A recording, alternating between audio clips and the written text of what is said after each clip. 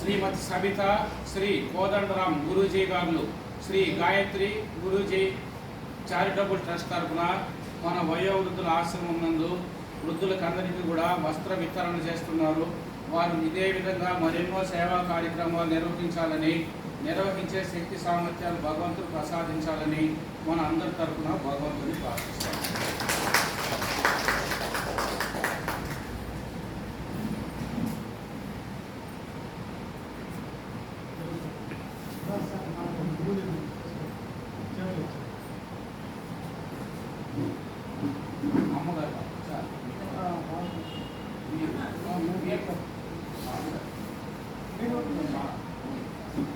శ్రీమతి సబిత గారిని గాయత్రి గురూజీ గారు, కోదండరాం గారు సత్కరిస్తున్నారు.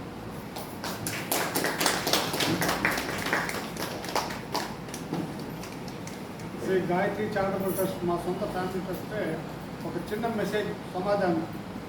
సో ఈ మానవ జన్మే కర్మానుసారం. ఇక్కడ ఉన్న వాళ్ళంతా భగవత్ స్వరూపులు. కేవలం భగవంతుడే పరిపరి విధాలుగా మన సేవలు అందించడానికి వాళ్ళ రూపంలో మనకి అవకాశం మనకు కల్పిస్తున్నాడు. మన మానవ జన్మ కర్మానుసారం. మంచి కర్మలు చేసుకుంటాము, చెడు కర్మలు చేసుకుంటాము. సో ఈ బ్యాలెన్స్తోనే మన జీవన కర్మము గడుస్తుంది అనమాట. నాకు అనుభవంతో గురూజీ గారు నాకు అనుభవంతో చెప్తాడంటే, నేను మానసిక వైద్యము మనిషిని చూడకుండా తాకుండా మానసిక వైద్యం చేస్తుంటాను. అందులో వచ్చే నా జీవన ఆధారంతోనే 50% సేవా కార్యక్రమం చేస్తుంటాను. ఇందుకు ముందు మెసేజ్ ఏమిటంటే, ఇప్పుడు మనం వచ్చే ప్రతి ఒక్కరూ సంపాదన చేస్తూ ఉంటారు. వాళ్ళలో నేను మానసిక వైద్యం చేస్తుంటాను కాబట్టి మనిషిని తాకకుండా చూడకుండా చేస్తుంటాను కాబట్టి ఆ దైవిక శక్తి పెంపొందించేది 50% నేను చేస్తుంటాను. ఈ యొక్క దైవిక శక్తి ప్రతి ఒక్క మనిషిలో ఉంటారన్నమాట. మనం సేవా కార్యక్రమం వల్ల మనం చేసే చెడు కర్మలు తక్కువ ప్రభావం పట్టి మంచి కర్మంతో మనకి దైవిక శక్తి ప్రతి మనిషిలోనూ ఉద్భవం అవుతుంది.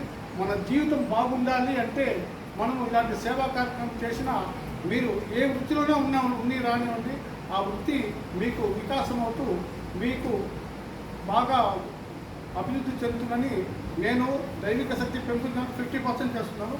మీరు 50% అవన్నీ అవసరం లేదు. మీ యొక్క సంపాదనలో ఎంతో 10% కానీ 20% కానీ సేవా కార్యక్రమం చేసినట్టుగా మీ యొక్క రోగ బాధలు ఖచ్చితంగా తగ్గుతుందని చెప్పి ఇందు ముందుగా నేను అనుభవంగా చెప్తున్నాను.